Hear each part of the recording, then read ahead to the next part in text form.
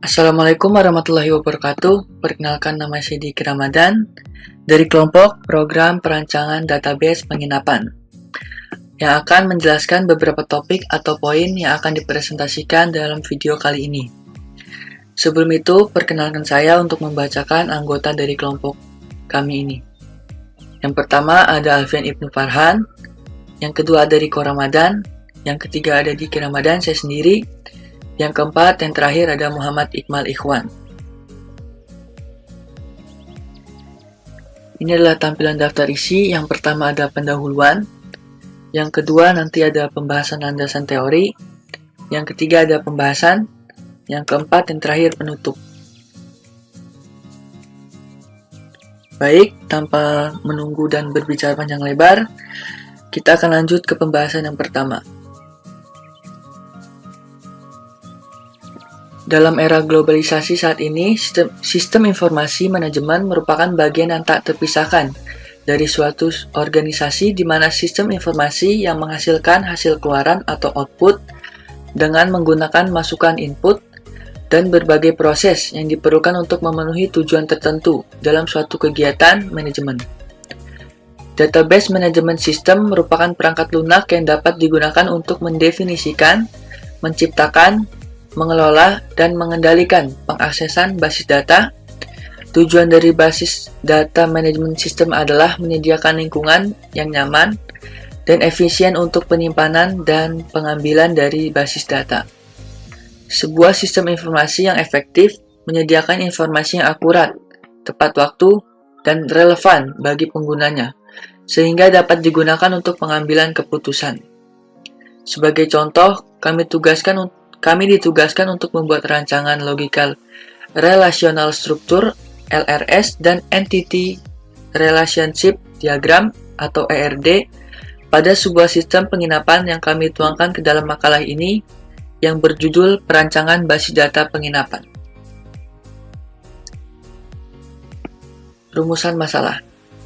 Adapun bentuk masalah yang akan penulis bahas adalah bagaimana merancang struktur dan sistem database pada sistem penginapan dalam bentuk LRS dan ERD dan MySQL atau PHP-MyAdmin. Yang kedua, landasan teori. Apa itu database? Database itu adalah kumpulan data yang terorganisir, yang umumnya disimpan dan diakses secara elektronik dari suatu sistem komputer. Pada saat pangkalan data menjadi semakin kompleks, maka pangkalan data dikembangkan menggunakan teknik perancangan dan pemodelan secara formal. Istilah basis data berawal dari ilmu komputer, meskipun kemudian artinya semakin meluas, memasukkan hal-hal di luar bidang elektronika. Artikel ini mengambil basis data komputer, catatan yang mirip dengan basis data sebenarnya sudah ada sebelum revolusi industri, yaitu dalam bentuk buku-buku besar, kwitansi, dan kumpulan data yang berhubungan dengan bisnis. Perangkat lunak yang digunakan untuk mengelola dan memanggil query basis data disebut dengan sistem mana basis data atau Database Management System (DBMS). Sistem basis data dipelajari dalam ilmu informasi. Entity Relationship Diagram. Model Entity Relationship diperkenalkan pertama oleh P.P. Chen pada tahun 1976. Model ini dirancang untuk menggambarkan persepsi dan pemakaian dan berisi objek-objek yang disebut entity dan hubungan antar entity-entity yang disebut relationship. Pada model ER ini, semesta data yang ada dalam dunia nyata ditransformasikan dengan memanfaatkan perangkat konseptual menjadi sebuah diagram, yaitu ER atau Entity Relationship. Diagram Entity Relationship melengkapi penggambaran grafik dari struktur logika.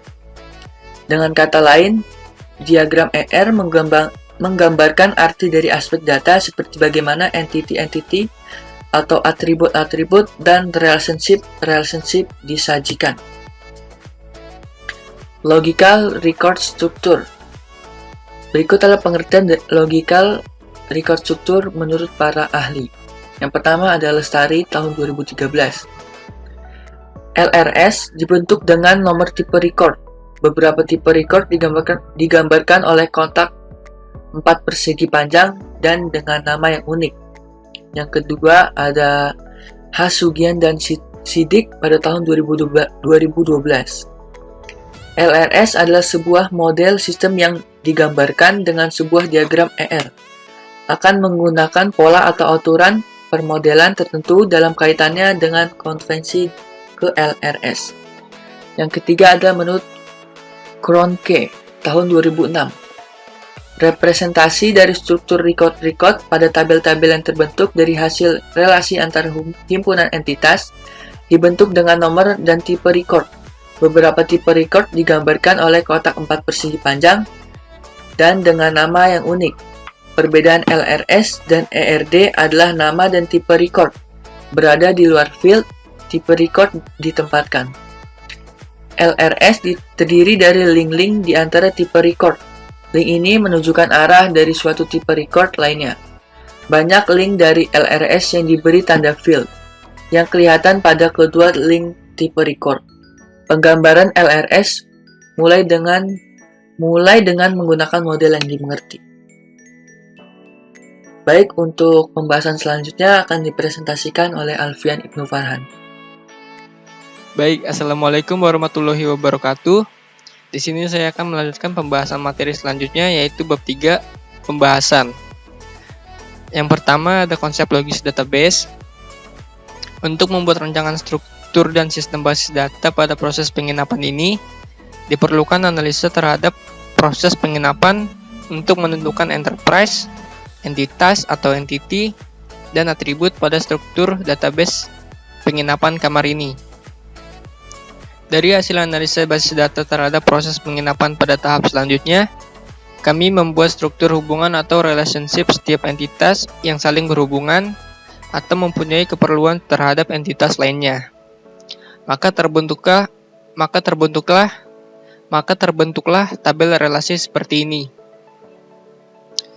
yang dimana entitas pegawai berhubungan dengan entitas tamu, reservasi berhubungan dengan kamar, tamu berhubungan dengan kamar, dan pegawai berhubungan dengan reservasi. Setelah membuat relasi antar entitas, selanjutnya kami membuat mappingan kardinalitas hubungan relationship berdasarkan relasi yang sudah kami buat sebelumnya. Dan seperti inilah hasilnya. Oke, selanjutnya adalah spesifikasi file. Sebelum kita melakukan proses pembuatan database menggunakan perintah atau query SQL, alangkah lebih baiknya kita membuat spesifikasi file setiap tabelnya terlebih dahulu, agar proses pembuatan database penginapan ini bisa berjalan tanpa adanya kendala. Pada tabel yang pertama ini adalah spesifikasi file tamu, yang dimana memiliki 5 elemen data, 95 total size keseluruhan, serta keterangan primary key yang tertulis pada ID tamu. Pada tabel yang kedua adalah spesifikasi dari file pegawai. File pegawai memiliki 4 elemen data, 43 total size keseluruhan, serta keterangan primary key pada ID pegawai. Kita lanjut ke spesifikasi file yang ketiga, yaitu file kamar, yang dimana file kamar ini memiliki 5 elemen data, 124 total size keseluruhan, dan keterangan primary key yang tertulis pada nomor kamar. Pada tabel yang keempat ini adalah spesifikasi file reservasi. File ini yang nantinya akan menghubungkan setiap tabel atau entitas yang ada pada database penginapan ini. File reservasi memiliki 4 elemen data, 3 foreign key, 30 total size keseluruhan, serta keterangan primary key yang tertulis pada kode booking. Oke, next kita ke materi selanjutnya, yaitu penggunaan perintah SQL. Sebenarnya lebih enak kita langsung memraktekannya di query, tapi untuk menghemat waktu, kami sudah melakukan proses codingnya terlebih dahulu. Yang pertama adalah kita masuk ke dalam MariaDB melalui command prompt. Next, yang kedua adalah kita buat sebuah database dengan nama penginapan, kemudian tampilkan seluruh daftar database yang ada. Lanjut, yang ketiga, kita aktifkan database penginapan. Next, ke nomor 4, kita buat beberapa tabel berikut ini. Yang pertama, ada tabel tamu. Yang kedua, ada tabel pegawai. Yang ketiga, ada tabel reservasi. Yang keempat, ada tabel kamar. Jika sudah, kita lanjut ke nomor 5, tampilkan daftar tabel pada database penginapan. Selanjutnya, kita tampilkan struktur dari masing-masing tabel yang sudah dibuat. Dan langkah selanjutnya, yaitu nomor 7 dan seterusnya, akan dipresentasikan oleh Riko Ramadan. Baik, terima kasih. Selanjutnya ialah isi beberapa tabel dengan isi record sebagai berikut. Yang pertama, ada tabel tamu dengan isi record sebagai berikut. Yang kedua, ada tabel pegawai dengan isi record sebagai berikut. Yang ketiga, ada tabel reservasi dengan isi record sebagai berikut. Yang keempat, ada tabel kamar dengan isi record sebagai berikut. Selanjutnya, menampilkan seluruh record pada setiap tabelnya. Tabel tamu terdapat ID tamu, nama tamu, nomor telepon, email, dan nomor kamar. Selanjutnya, tabel pegawai terdapat ID pegawai, nama pegawai, nomor telepon, dan jenis kelamin. Selanjutnya, tabel reservasi terdapat kode booking, nomor kamar, ID pegawai, dan ID tamu. Selanjutnya, tabel kamar terdapat nomor kamar, jenis kamar, fasilitas, harga, dan ID tamu. Berikut langkah-langkah DML. Yang pertama, menampilkan daftar kamar dengan harga di bawah 300.000. Terdapat jenis kamar standar room dengan fasilitas AC dan TV dengan harga 150.000. Selanjutnya, menampilkan daftar kamar dengan urutan harga dari yang termurah sampai termahal. Dengan harga termurah, mendapatkan jenis kamar standar room dengan fasilitas AC dan TV dengan harga 150.000. Dengan harga yang termahal, mendapatkan jenis kamar deluxe room dengan fasilitas AC, WiFi, TV, dan shower dengan harga 700.000. Selanjutnya, menampilkan daftar tamu yang dilayani oleh pegawai Syahrini Lestari. Terdapat 2 nama tamu dengan nama Diki Ramanda dan Bimo Septian. Selanjutnya, menampilkan daftar tamu yang menapati kamar superior. Terdapat 2 nama tamu atas nama Diki Ramanda dan Rizky Maulana. Selanjutnya, menampilkan daftar kamar yang sudah ditempati oleh tamu dan diurutkan berdasarkan dari yang termurah hingga yang termahal. Kamar termahal ditempati oleh nama tamu Juan dan kamar termurah ditempati oleh nama tamu Bimo Septian dan Riko Ramadan.